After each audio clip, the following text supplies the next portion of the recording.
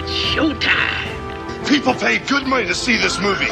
When they go out to a theater, they want cold sodas, hot popcorn, and no monsters in the projection booth. Everyone pretend podcasting isn't boring. Turn it off.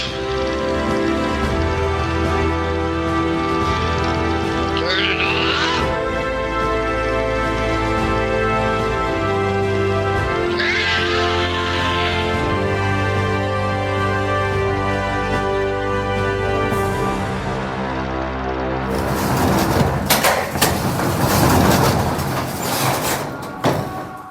Welcome to my nightmare. Oh man, this is embarrassing.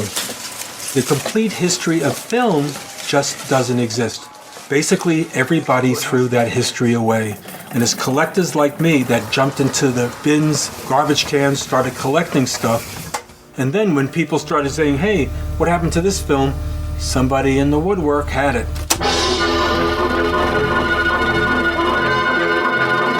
Give you my theory on film collectors of my generation, which is admittedly most collectors. We've handled film for so long that its molecules have become fused with ours. And we've become part film. As a matter of fact, we've become movie monsters. And that's really what film collecting is. One long monster movie. We're all little kids who just love the magic of that image being shot out of a projector and have everyone just sit back and go, oh, amazing. I could give you a list this high of the busts that have been made by the FBI, and for the first time, they're going to jail. The judge said 6 months and didn't say suspended afterwards, and they hauled me off in handcuffs. They were concerned that we were making videotapes. They don't understand film collectors. A true film collector wants film, they don't want tape. And so here we are exhuming the remains of what was very important and significant that has not been recognized and not been preserved for future generations. Wow. I love the fact that we're all in the fight, the good fight together. Is this a fight you're going to win? No, I don't think so. And yet, if we don't try, then we've lost already.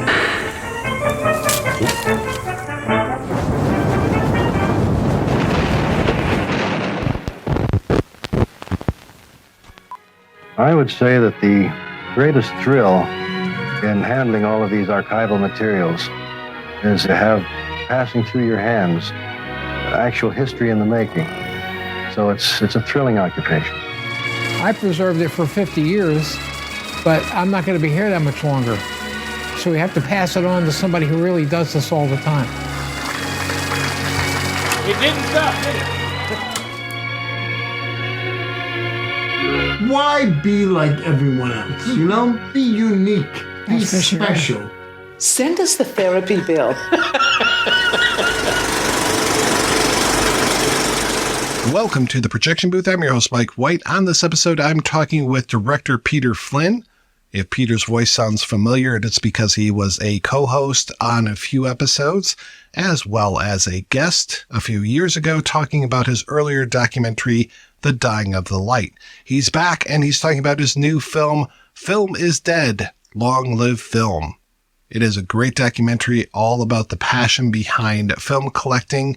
If you can remember the discussion that I had with Dennis Bartok and Jeff Joseph about their book, 1,000 Cuts, that is a great companion to Film is Dead, Long Live Film. Go on over to coldeyefilms.com where you can find out more about the movie and find out where it's playing near you. Thank you so much for listening, and I hope you enjoyed this interview. How did Film is Dead, and I won't say the full title every single time, how did that come about for you? What was the impetus to make this documentary? I had wanted to make a film about film collectors for a long time. And it's got to go back maybe 10 years or more. I set about talking to various collectors, and I found that most just weren't comfortable talking with me. They really weren't comfortable with the idea of being on camera. They were a little nervous about letting other people know what they had in their collections. So I just gradually moved away from that idea, and I settled on making a documentary about film projectionists, which became The Dying of the Light. And when I finished The Dying of the Light, I still wasn't done with that world. I loved it too much and I didn't want to leave it. So I went back to this idea of the collectors. Maybe it was a case of the times having changed. Maybe it was the case that I'd had this film out and people understood where I was coming from. All of a sudden, doors began to open up to me and people were eager to talk about this wonderful world. So I spent, it ended up being another 6 years of my life, but it's been a very happy 6 years and I'm reluctant to leave it. Are they a community? Do they know one another? Did one of them lead you to another, or how was that? That's exactly how it operates. And that's how it started with the film projection documentary. It was the same. It's this very small, self-enclosed community. Everybody knows everybody. And you talk to one person and that person connects you to another. So pretty soon you're at the epicenter of this very little small kind of twilight community almost. It was an underground community for quite a while because of the legalities over owning films. Collectors, many collectors had films in their titles that technically weren't theirs to own. So there was a reticence there. And in the 70s in particular, 70s and 80s, there was a huge FBI crackdown on private film collectors, many of whom being perceived of as bootleggers and pirates. And the shockwaves of that still persist to this day. So people are it's a very self-enclosed group, but I found them very welcoming, very warm, welcoming group of people with a love of a very specific kind, a very specific kind of cinephilia. Now, with Dying of the Light, your previous documentary, you're dealing with a community of people that are maintaining, they're almost, for lack of a better term, they're like rearranging the deck chairs on the Titanic. At least some of them are, because you're capturing a world that is going away, for better or for worse. I think much more for the worse. Absolutely. I agree. Is there crossover between the film collectors and the projectionists? Were there some of the same subjects? Yes, very much. Many projectionists are film collectors, and many collectors are projectionists by default. So there was very much a cross-pollination, and indeed, several of the characters that appeared in Dying of the Light reappear in this film, which lends the two films a nice compatibility. The juggernaut of digital really upturns everything, and The Dying of the Light was very much a film about what was lost with the arrival of digital.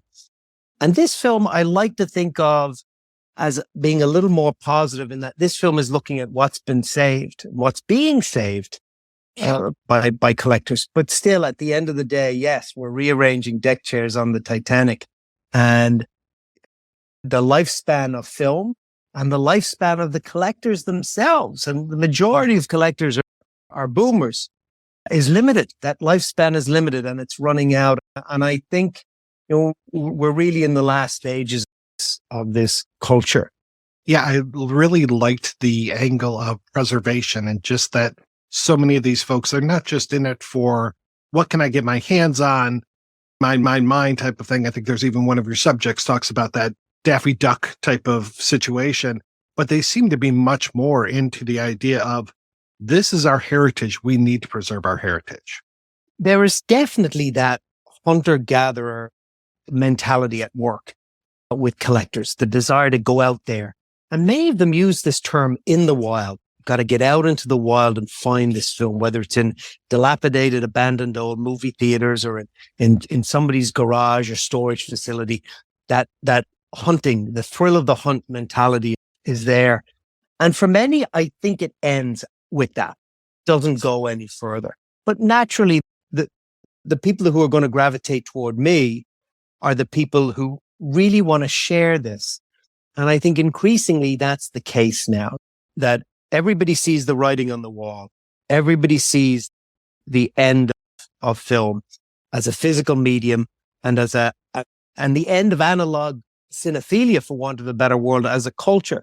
So there is this urgency felt amongst collectors, particularly those who are advancing in age, to pass this on, to give it out, in part because they don't want their life's work and their life's passion to just end. And in part, I think, because they realize that something very valuable and something very lovely is going to be lost. But yes, for me, that idea of passing it on became the only real interesting and compelling angle to take on this subject. The movie begins, speaking of in the wild, it begins with film cans, equipment, all these things that are literally in the wild. It looks like they're in a field. Tell me more of the background of that whole situation that we come upon in the first few seconds of the film. That was the first shoot I ever made. It was the first shoot I had on the films. And I went with a film collector to the estate of another film collector who was ailing in the hospital at the time and would eventually pass away. And this collector was very much in the hoarder zone. And he had run out of space in his home. He had run out of space in the several garages and adjacent buildings that he had built to accommodate film. And he was now, the collection had spilled over into the surrounding forest. So there was projectors, there was Klieg lights, there was machinery that came initially from MGM just lying out there and rotting and rusting in this forest, exposed to the elements. And there was also film. There was reels of film. And it was, to me, it was like it was the perfect metaphor for what's happening. That the film was built with a very limited lifespan in mind. It would run in a theater and then it would be done. And the studios and the copyright holders never perceived initially of it having a long lifespan. And so all of this stuff was doomed to be thrown away, forgotten, and left to decay. And that was the starting point of the film. And where do you go from there? You go to the people who are trying to reverse that and fight against that inevitability, if you will. But yeah, that was that. And I knew while I was shooting that this is where the film has to begin. It has to begin at the end. How did you even decide what the shape of this movie was? Or did you figure that out in the editing phases? Or did you have a plan going out with this shoot? Yeah, that's always difficulty. That's the big difficulty with a documentary, is to try to find the shape and the themes in the film. So I was very lucky. I had this real bombshell of a first shoot that kind of gave me some of the visual metaphors for the film. But it wasn't until I started to shoot with Lou de Crescenzo. And Lou had a small part in The Dying of the Light. And we had become friends. And then I approached him again with this new film in mind. And we became great friends over the years. And Lou was older. He was in his late 60s, early 70s. And he had spent 50 years collecting film.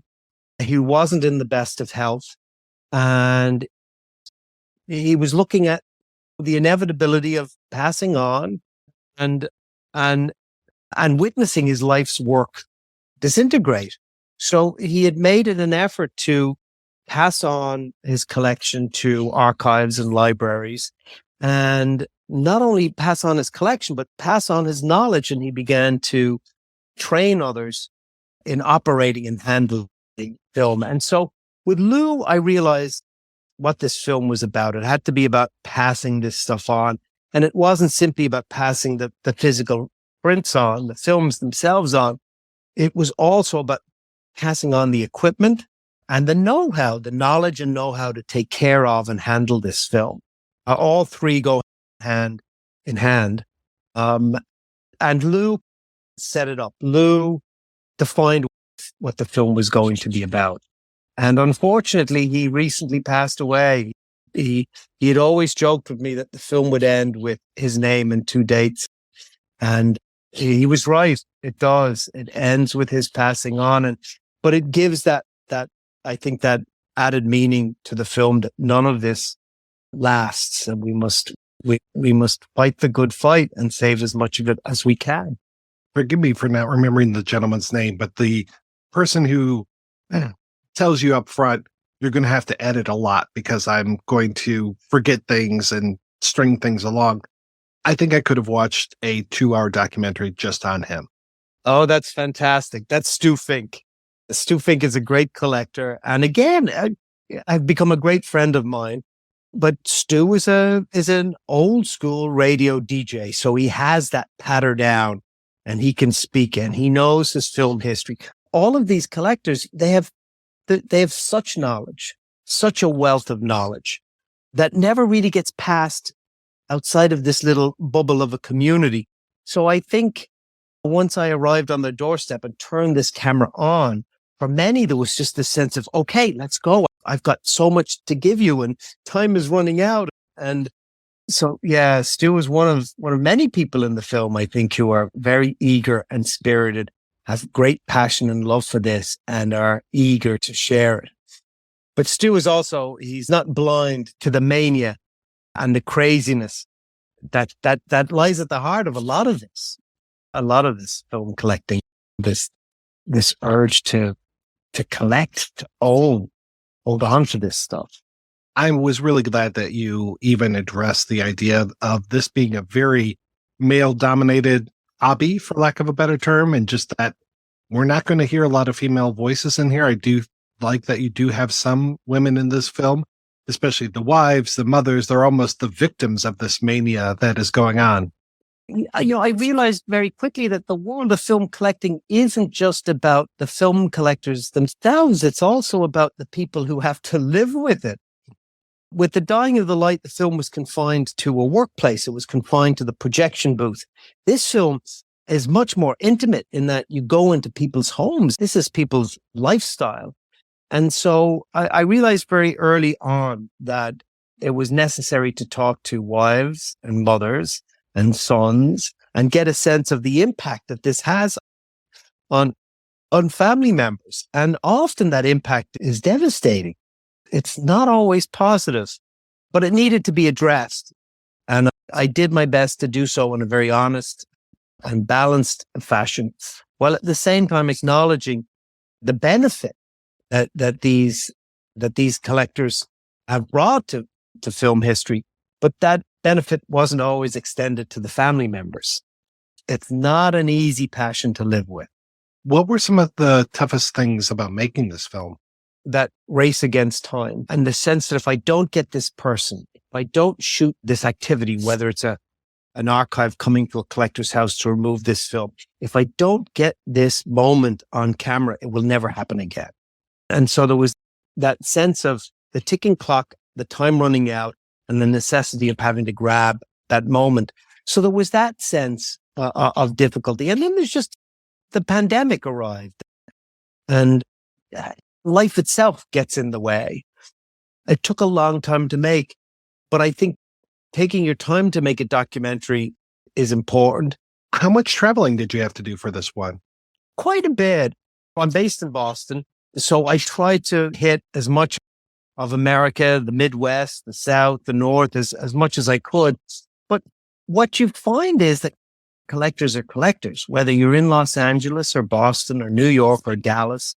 Collectors are fundamentally the same, and they tend to cluster in the major cities, in around the major cities for a whole variety of reasons, largely because that's where the big marketplaces for films were. That's where the film depots were when back in the days of film, when film was being shipped around the country and it was being stored in warehouses. These tended to be near large areas. Within the Northeast, from Boston to New York to Philadelphia, there's a whole ecosystem of film collectors and film collecting. And at times I didn't have to travel that far, although I made it a point to represent as much of the country as possible. But I'm spoiled being in the Northeast, being in Boston, was a huge film culture and community and a lot of film being screened. And then being close to New York and New Jersey and Philadelphia, there's a very big and active film collecting community there. So I didn't always have to travel too far from home to find and interview interesting people. I suppose your partner and your son probably felt a little bit abandoned, like the film collectors' spouses and family that they had. They were your documentary widows. Absolutely. And you know what? I don't share that mania of film collecting. I don't have a film collection. But I have a different mania, and that mania keeps me on the road, and it keeps me with a camera in my trunk. And I go and I make these films that never really make any money.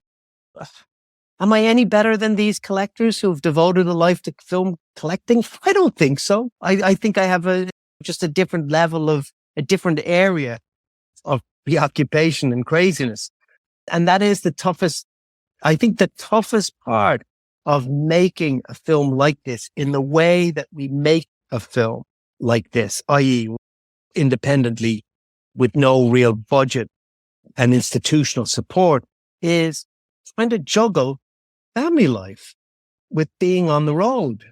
So that's the difficult part, but I'm very lucky in that I have a very narrow focus and not a whole big range of interests. And I'm very happy just to do this and nothing more. I don't need to take vacations. I don't need to stay home and watch the latest ball game.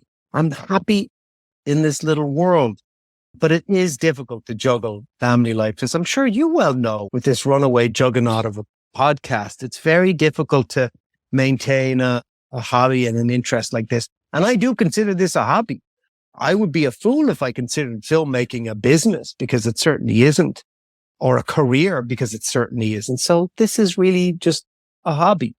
I was really impressed by, I'm sure that some of these collectors collect feature films, but you really focus on almost the ephemera of the ephemera, like the trailers or interstitials, cartoons, like these pieces that would be the first thing to go, and that they are being preserved and being preserved so lovingly by so many of these people. It's just remarkable, and just things that you would never think that you would be able to see ever again.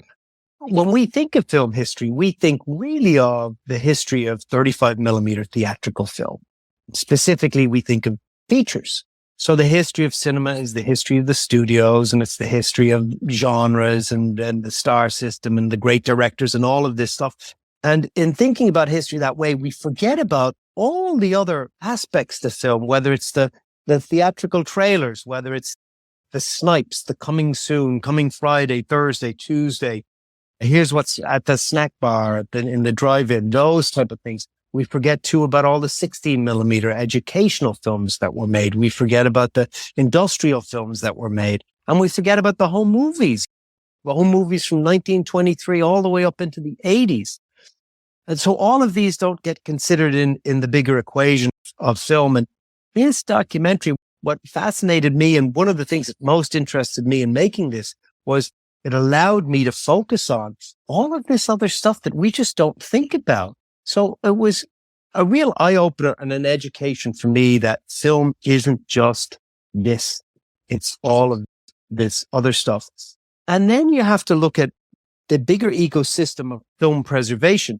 The archives have a limited, finite set of resources, financial and people power and space and etc. And so they can only take care of a certain percentage of the film that's out there. And for obvious reasons, they focus on the quote unquote big titles, right? So the studio titles, the important cultural landmark films, that's what the archives focus on. So all of this other stuff gets lost. And if it weren't for collectors, private individuals, people who just out of a love for this stuff decided to devote their lives to saving it, preserving it, and passing it on, this stuff wouldn't exist. It simply wouldn't exist. So that was, I think, the other reason that I wanted to make this film, was to acknowledge the real value that these collectors play in the big ecosystem. I have to tell you, I really like the way that you shot this one. Of course, I liked how you shot Dying of the Light as well. But in this one, some of the shots of the film itself, as you see it running and just capturing those images, and just the way that you frame those shots, some of them are just remarkable. Thank you. I'm a film fetishist. What can I say? And film really is a fetishistic medium, isn't it? So it's all about looking at things with intense interest and focus. And so for me, the quintessential film shot is a close-up. And the closer you can get into this stuff and really lean in and look at the beauty and the texture of it, is what it's all about for me. And film is so we don't think of it as something physical anymore, unfortunately. But it is. It's something that is tactile. It has texture. It has a feel. And that was something I felt I needed to get and capture. To convey to audiences today, I'm 51 years of age. I was born in 1972. So by the time I really came of age and began to embrace film, VHS was already on the scene. So anybody my age and younger really doesn't have a strong connection to the physicality of film and the projector and the sound of the projector and the smell of the bulb burning and the dust on the bulb. And so that's what I wanted to get at, was that the eroticism, the tactile nature of film. So yes, you go close and you go close as you can go. But thank you. That's nice to hear. That's nice to hear. From one film fetishist to another. We are almost the exact same age. And I was very lucky that my folks had a Super 8 projector. So I did get that sound ingrained in me. And the smell of the screen when you would open it up had a very particular scent to it. Oh my goodness. I grew up in Ireland, and just that film culture didn't really exist there. I have a vague film being screened only once in my school. So it wasn't something regular for me at all. But yeah, you and I really are of the VHS age. We dipped our toes a little bit in the old analog culture. Naturally, understandably, the bulk of collectors are of the boomer generation. And when you think about it, the boomer generation in Western, American history is the only generation to have been completely and utterly saturated by film. They had it in the home in the form of 8mm. And then they had it in the school in the form of 16. And of course, every neighborhood and big picture palace was running 35mm film and maybe 70mm film. So film was everywhere. And that didn't exist prior to the boomers, and it didn't exist after the boomers. So there's something about that analog cinephilia that is fundamentally rooted in the boomer experience and that baby boom experience. And of course, that experience and that culture is now dying out. And I think a lot is going to be lost in our understanding of film as a consequence of that. So I think, yeah, it becomes beholden to people like you and me to spread the word on that a little bit more. And there are younger collectors, but not as many. And for somebody in their 20s now to want to get into film, there's not a lot out there anymore. And what's out there isn't in good shape. It's decaying. And we have something called vinegar syndrome with safety film, where the film loses its plasticity and its flexibility, and it gives off this vinegar odor because of the discharging gases. And that's lethal. And so much of that safety film from the 50s onwards is going vinegar. And of course, it's lost its color. So there isn't much impetus for somebody to get into film collecting in this day and age. I was really glad that you focused a little bit on the nitrate and the difference between the nitrate and the safety film, especially the image quality. I was in a very enviable position last year. Every year that I can, I've been going to the Nitrate Film Festival out in Rochester. And to see the Third Man projected on nitrate, and then because the last two reels weren't in that great of shape, they also showed part of a safety film version of one of those last two reels. The image quality, I couldn't even begin to describe how the image quality was so different. It felt like I could walk into the screen when I was watching the nitrate, whereas the safety, it felt, okay, yeah, this is a nice, beautiful image and everything, but I don't feel as drawn in as I did with that nitrate print. Yes. No, absolutely. And so nitrate film was in existence right up until the early 1950s. And for the most part, film stocks are much slower in those decades, which means the film grains are much tighter, which means the image is sharper and higher in resolution. And that's something that most of us don't get and see. And there's because it's so hazardous, it's highly flammable. There's only a very limited number of theaters that can run nitrate. So to see nitrate is a real treat. Yes, I've been to the nitrate picture show only once, and it's remarkable. But I have to say, I've seen a lot of nitrate while making this film.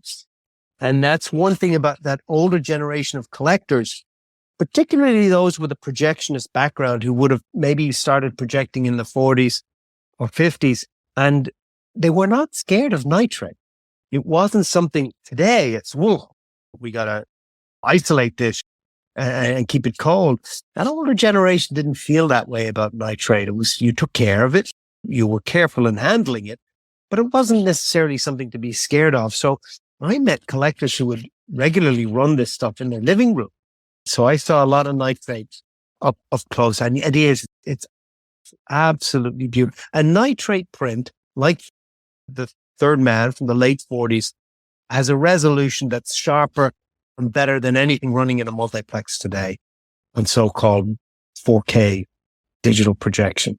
It's remarkable, isn't it, that something 70 years old is superior to what we have today. But then you also get the warnings from the projectionists that say, we can probably run this another 5 times. We can maybe run this another 6, 10 times at most, or less. There are so many films that they have to so carefully check every single splice, every single sprocket hole. Maybe they'll get another run of this. And it's amazing to me to know that as this film is unrolling in front of my eyes, it's one of the last times anybody will ever see it. Exactly. Now, film is becoming an archival medium. So all of this film that circulated for 50, 60, 70, 100 years, circulated through the theaters, then through the theater exchanges, and then wound up in the hands of private collectors who screened it for themselves and their friends, and then sold it to somebody else, who sold it to somebody else, who then died. And it ended up in an estate sale somewhere, and somebody else got it. That free-flowing circulation of film all ends in the next few decades. All film will end up in an archive where it will sit on a shelf and be taken care of, but it won't live in the way it's been living for the last 130 years. So we're really at the end of, I think, something very, very specific in film history. It was a real thrill and an honor to be able to document aspects of that before it's gone for good. What were some of those things that you saw that made you just pause and say, wow? So the Malkames collection, Carl and Don Malkames, who were 2 New York-based camera operators and early pioneering preservationists.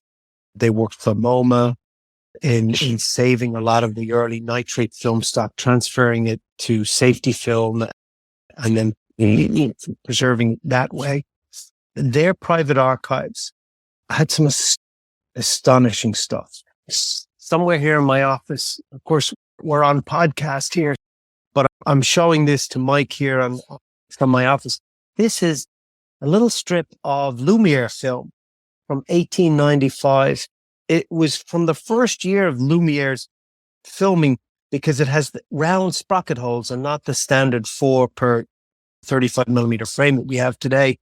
And I've got a range of other little bits and pieces that I got from the Malkames collection because I got close to the people who were archiving and preserving it. Stuff that is so unique and so valuable. And here it is in a basement in Scarsdale, New York, or in central New York somewhere. Just these little bits of film history still in private hands. Remarkable stuff. And then, of course, when people know that you're making this film, they say, hey, I have this reel here. Do you want it? I ended up, when I finished this film last year, when I finished shooting, I ended up donating all these bits and pieces, this bric-a-brac I'd acquired over years of shooting this documentary, to the Library of Congress. And they were World War II era nitrate reels, newsreels. I want to say that I donated via another collector the oldest piece of film that is now in the Library of Congress, a piece of film from France that dates back to the 1880s. And all of this was just in private hands, just sitting around. So I think that was the real eye opener. And just to be able to hold it and look at it and put it up to the light and look at these images that are as alive today as they were 100 years ago was a real thrill. Yeah. So what's your process when you go out to shoot an interview or shoot something? Do you come back and immediately catalog it and write down all the bits that you think you're going to use for in the edit, or how does that go for you? I try to edit as I go. And as I'm editing, I'm establishing the style, the look, and the feel of the film. And I'm also establishing the themes. And so you edit all these little separate segments, and then you get close to the end, or what you think is the end, and it's never the end. And you begin to piece them together, and it's this kind of clunky mess. But you begin to eventually see the structure emerging. So I shoot and I edit as I go. And then there comes a point when you realize, okay, this is what the film is. So these are the pieces I'm missing. And then you have much more direction, and you go in and you fill in those missing pieces. And this was a tough one to structure. You have so many different characters and personalities, and it ran the risk of being very repetitive. Come on into my archive. Here's what I've got. Look at this and look at this and look at this. And then we go to somebody else who does the same. So but I realized early on that one of the ways to structure this was around the life cycle of a film collector. And particularly the boomers, they have that same flow, generic arc in their film love. They start off as children, and there's that early encounter with film in a basement, running an image on a wall or a sheet or a screen, and the falling in love with the mechanics of the projector. And then you move from 8mm films that you got as a kid to 16mm films, better quality. And then you hit your teen years, you become a little rebellious, and you say, this isn't enough. I want the forbidden fruit. I want those TV prints that I shouldn't have, but I know somebody who knows somebody, and I can get those. And then the real maniacs graduate from 16mm television prints to 35mm theatrical prints. And then now you're waiting outside the doors of film depots, and you're slipping somebody $10, $20, $30, $50, and you're walking out with a print of Casablanca or a Warner Brothers cartoon, a Looney Tunes cartoon. And now you're in the major leagues. And then you hit your middle years, and you've got this great collection. Some of it has to be kept quiet because it's technically not yours. It's the property of the studios. And then you get older in life, and these prints are heavy, and it takes an effort to put them in the projector, and you use them less. And now they're in danger of decaying, and you've got to pass this on, and who's going to want it? That cycle was something that all of these collectors shared. So it was a way to structure the film. It became a way to structure, particularly the middle section of the film. Has Long Live Film Is Dead had its premiere yet? We will be premiering it at the end of the month, March 28th, at the Barrymore Film Center in Fort Lee, New Jersey, just across the river from New York, in the birthplace of film, birthplace of American cinema. So I'm very happy and very excited for that. And then we'll do the festival circuit, and it'll screen in venues. And so through the summer and into the early fall, we'll have a theatrical rollout, and then it'll end up on streaming and maybe physical media. We'll get some DVDs and Blu-rays out there. But yeah, it's about to hit the road. Is this going to be a trilogy? Are you going to do another film on film preservation, perhaps? I would love to. And I wasn't finished with this world when I finished The Dying of the Light, and I'm still not entirely finished with it now, but I don't know. These films take a long time to make.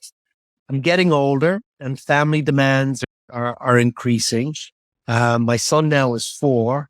He's demanding more time, and it's difficult to juggle everything. So I don't know. I have a few ideas, and I don't really want to say anything out loud because I know half of them will come to fruition. But I'm not entirely done with this world yet. We'll see. And then you're professor, correct? Yes, I teach at Emerson College, and that's the day job. That's what keeps the bills paid. I got to balance all that too. I got to balance all that too. Yes, a full-time job, family life, and making documentaries on the side. Yeah, it's a lot. But sure, what else would we be doing? What else is there to do? We all have to have something to keep us busy, right? Exactly. Yes. Peter, thank you so much. I can't recommend this film enough. And I'm super excited for more people to see this.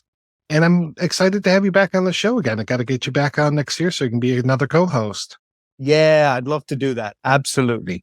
Whenever you got a list of titles ready, send them along. So where's the best place for people to keep up with the film and where it's going to be? You can visit my website, which is coldeyefilms.com, COLDEYEFILMS.com. And details on the film will be found there. And if you're in the New York tri-state area, come along to the Barrymore Film Center on Thursday, March 28th at 7:30 p.m. We'll be screening the film there. Peter Flynn, it is always a pleasure talking with you. Thank you so much, sir. It really is, Mike. Thanks so much. Let's all go to the lobby. Let's all go to the lobby. Let's all go to the lobby to get ourselves a treat. Delicious things to eat. The popcorn can't be beat. The sparkling drinks are just dandy. The chocolate bars and the candy. So let's all go to the lobby to get ourselves a treat. Let's all go to the lobby. For your convenience, we have an attractive refreshment stand in the lobby with buttered popcorn, golden good and hot from the popper, your favorite candies, wholesome and rich with a flavor treat for every taste, ice cream and other good things to eat, plus delicious Coca-Cola. Enjoy ice-cold Coca-Cola at our refreshment stand right now.